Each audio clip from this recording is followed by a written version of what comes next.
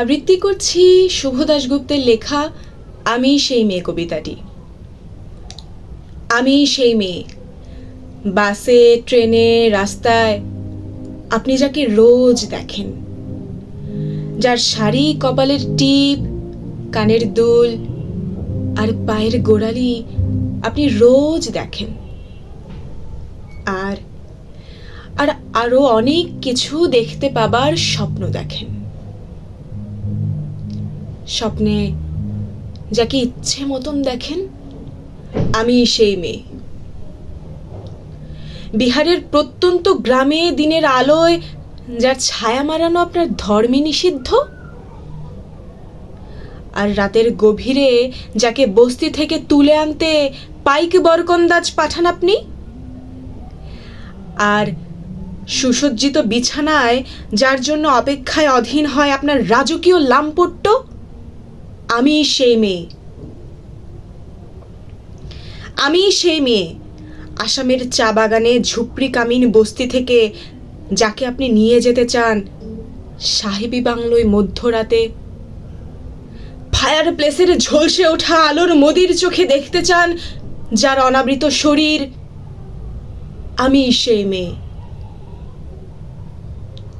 রাজস্থানের শুকনো উঠোন থেকে পিপাসার জল আনতে যাকে আপনি পাঠিয়ে দেন 10 মাইল দূরে সরকারি দাঁড়ায়, আর 20 মাইল হেঁটে ক্লান্ত বিধ্বস্ত যে রমণী ঘরা কাঁখে ঘরে ফিরলেই যাকে বসিয়ে দেন চুলার আগুনের সামনে আপনার রুটি বানাতে, আমি সেই মেয়ে।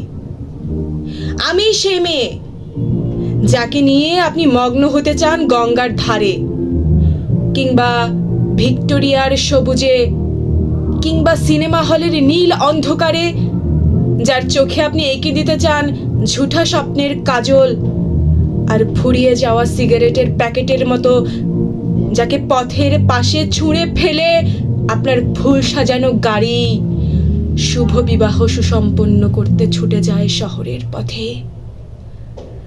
কোণে দেখা আলোর গোধূলিতে একা দাঁড়িয়ে থাকা আমি সেই মেয়ে। আমি সেই মেয়ে, এমনকি দেবতারাও যাকে ক্ষমা করেন না। অহংকার আর শাস্তির দম্ভে যার গর্ভে রেখে যান কুমারীর অপমান, আর চোখের জলে কুন্তি হয়ে নদীর জলে বিসর্জন দিতে হয় কর্ণকে, আত্মজকে, আমি সেই মেয়ে।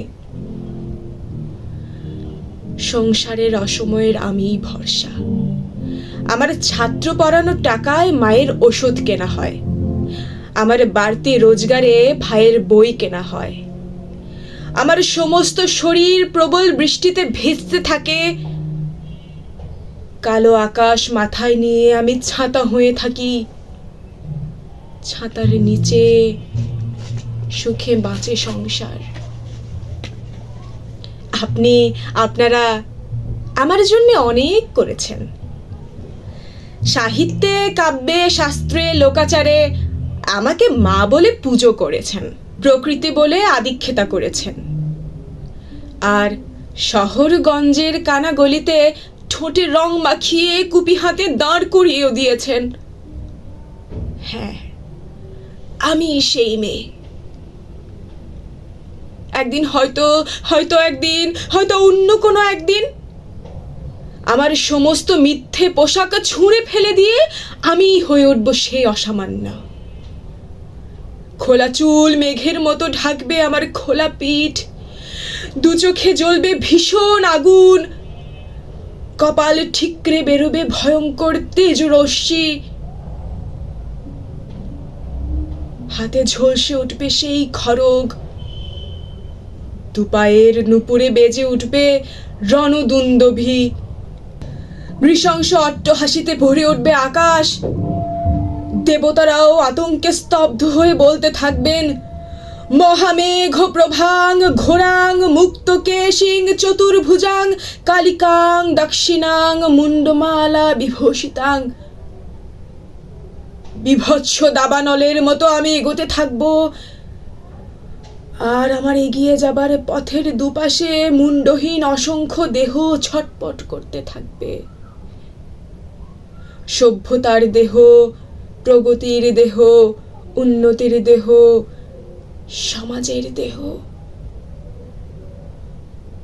হয়তো আমি সেই মেয়ে, হয়তো বা।